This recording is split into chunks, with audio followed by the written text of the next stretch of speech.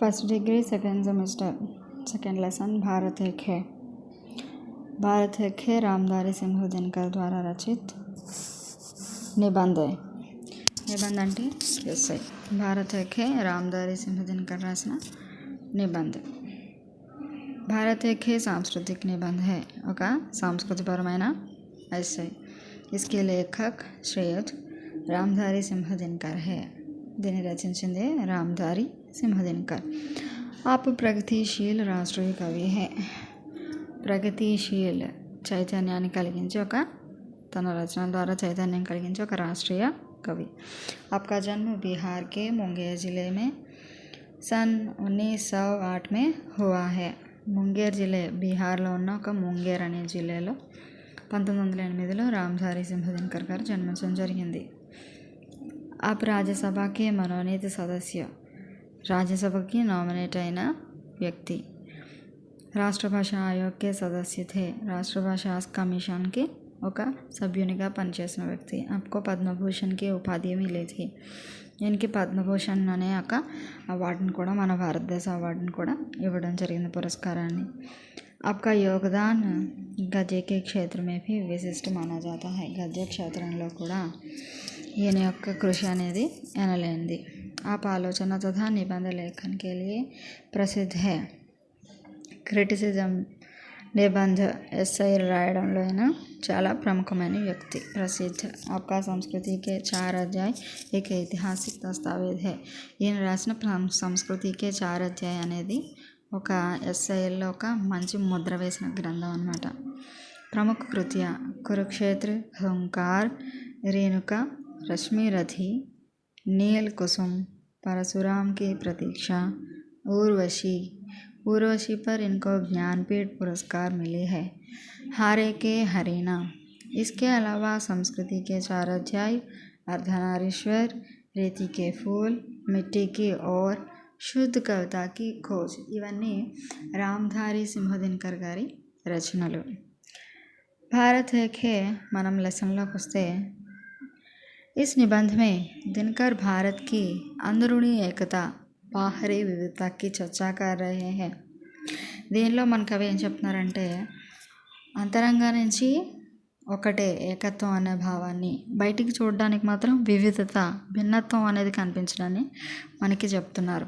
ఇది చెప్పేది భిన్నత్వం ఏకత్వం అనగానే మన టైటిల్ భారత్ ఏకే, భారతదేశం గురించి చెప్పడం జరుగుతుంది.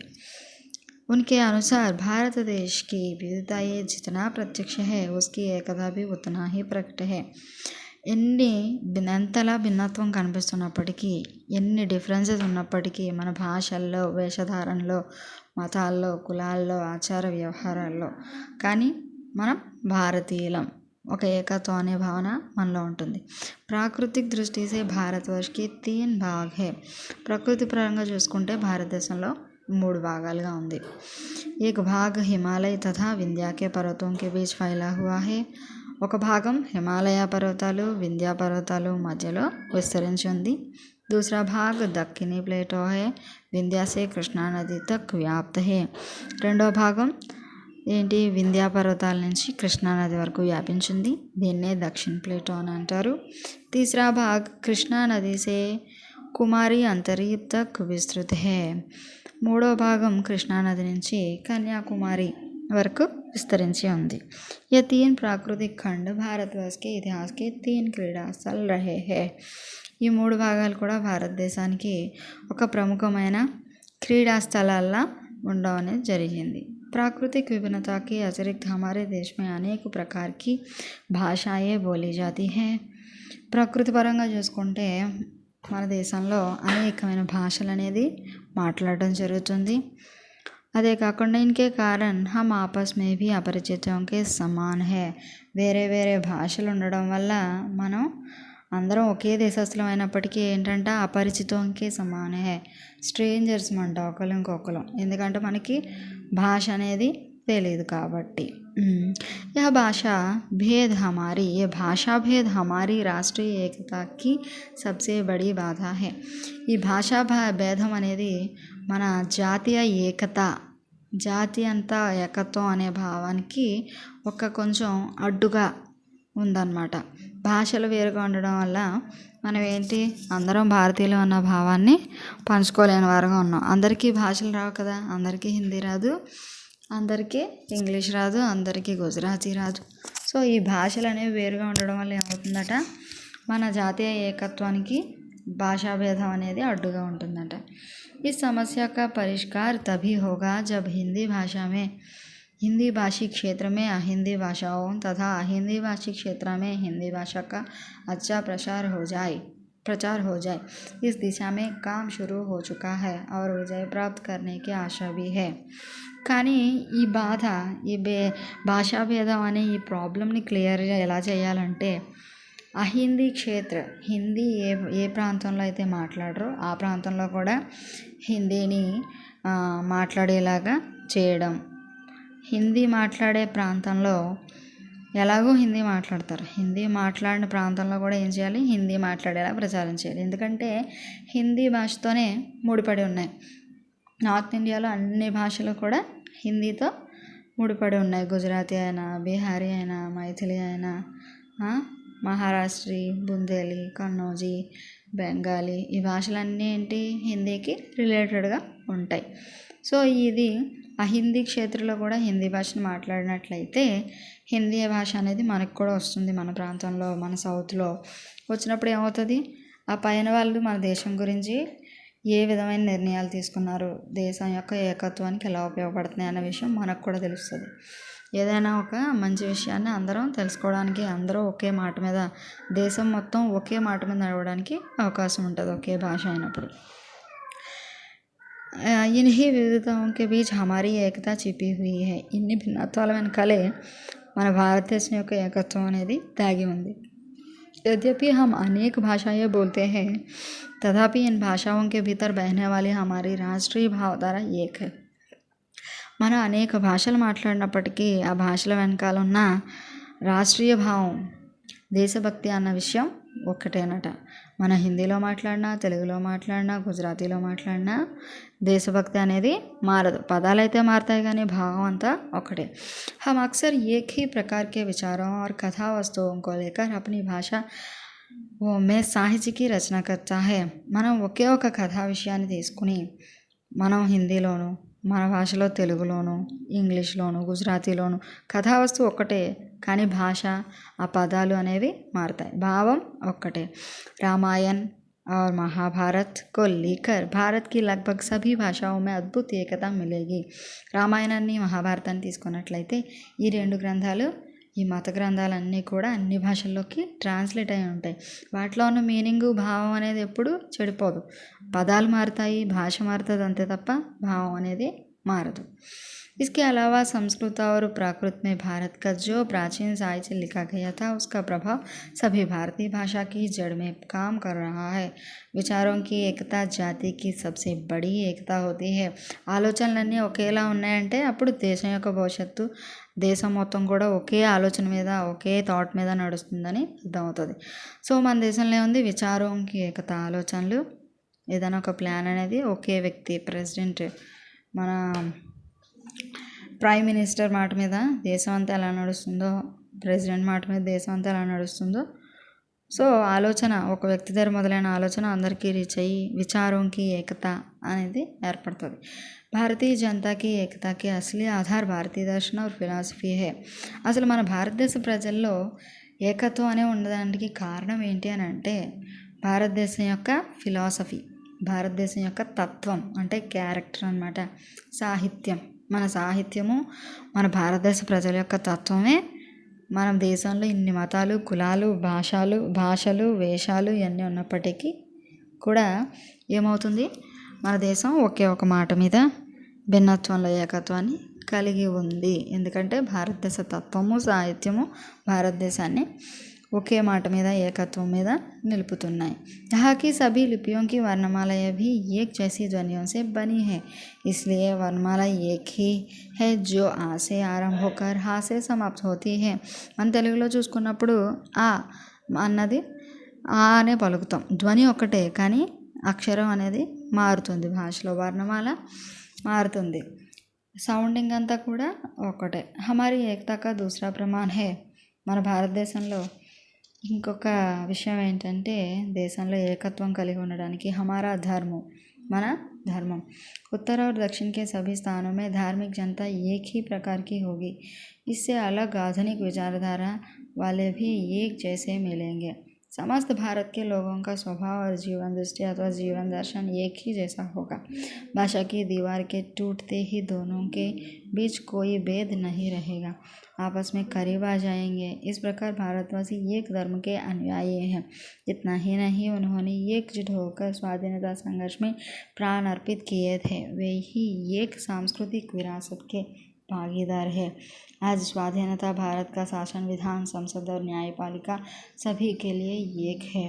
భారతదేశంలో ఏకత్వం కలిగి ఉండడానికి ఇంకొక కారణం ధర్మం. భారతదేశంలో ఒకే ఒక ధర్మం మతం అనేది ఉండేది. ఆ మతాన్ని అందరూ అనుసరిస్తూ ఉండేవారు. పెద్దవాళ్ళైనా చిన్నవాళ్ళైనా అందరూ హిందూ ధర్మాన్ని అనుసరిస్తూ ఉండేవారు. ఈ యొక్క విషయాన్ని మనకి రెండవ కారణంగా చూపించడం జరిగింది. అదే కాకుండా భారతదేశంలో అందరూ ఒక మాటగా ఉండి స్వాధీనత సంగ్రామంలో ఒకే భాషతో తెల్లవాళ్ళ మీద వీళ్ళు యుద్ధం చేసి గెలవడం జరిగింది. ఇప్పుడు అందరికీ కూడా న్యాయం ఒకటే, పెద్దవాళ్ళైనా ఉన్నవాళ్ళైనా పేదవాళ్ళైనా న్యాయం ఒకటే. మనకి రూల్ చేసే అసెంబ్లీలు, శాసనసభలు, రాజ్యసభలు ఇవన్నీ ఒక్కటే, శాసనసభ, విధానసభ. సో భారతదేశంలో పేద ధనిక కుల మత వర్గ భేదాలు లేవు. అందరికీ ఒకే నీతి అనేది, ఒకే ఒక ఈక్వల్ ప్రియారిటీ అనేది, ఈక్వల్ రైట్స్ అనేవి ఉన్నాయి.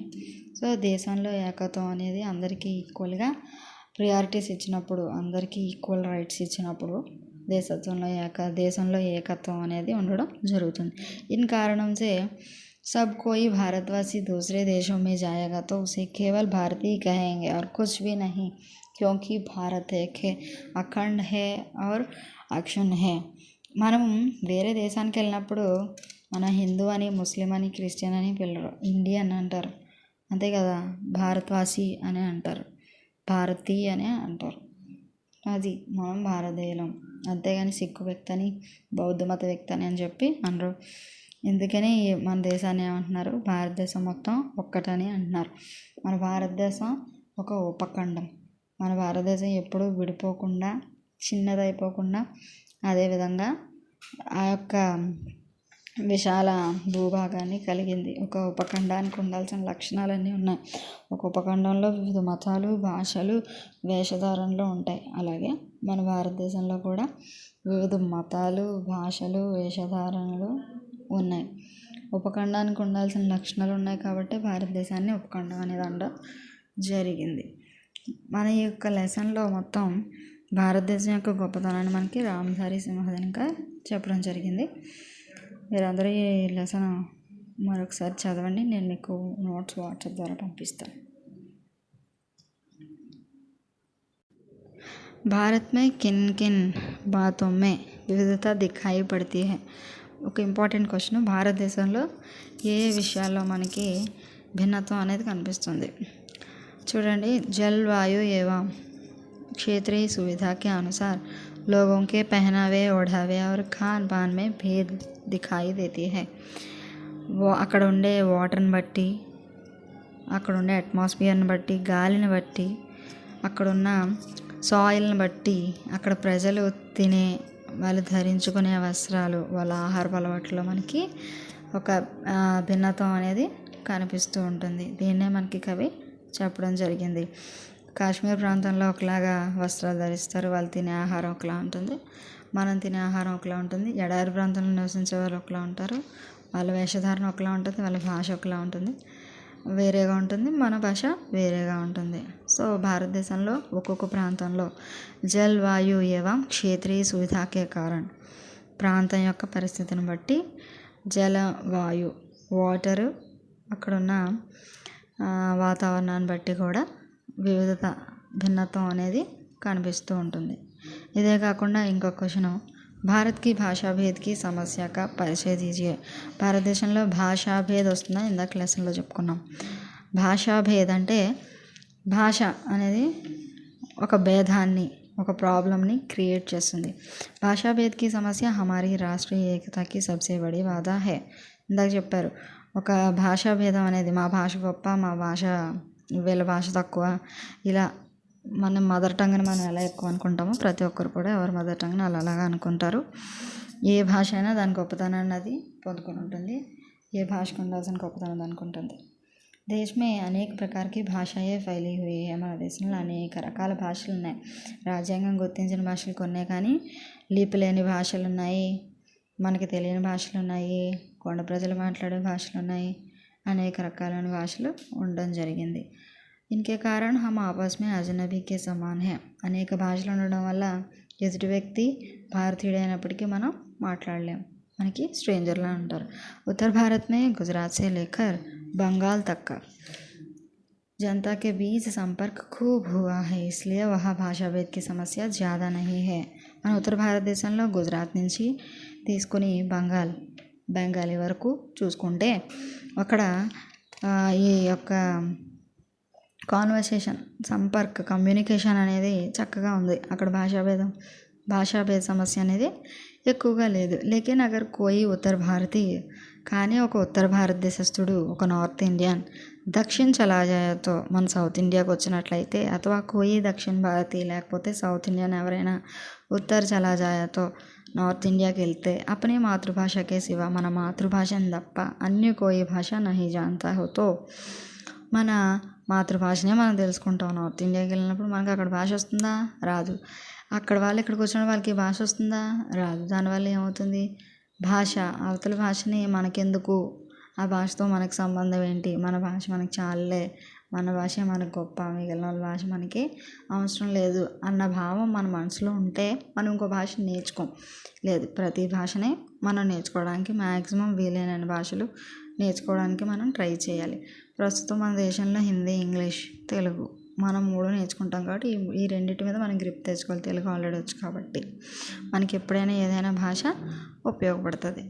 అందుకని ఏంటి, నార్త్ ఇండియన్ సౌత్ వెళ్ళినప్పటికీ, సౌత్ ఇండియన్ నార్త్ వచ్చినప్పటికీ భాష అనేది రాకపోవడం వల్ల ప్రాబ్లం అనేది ఎక్కువ అవుతుంది. దీనివల్లే భాషాభేదం అనేది ఏర్పడుతుంది. ఏ భాష అయినా దాని గొప్పతనాన్ని అది సంతరించుకుని ఉంది. ఏ భాష తక్కువ కాదు.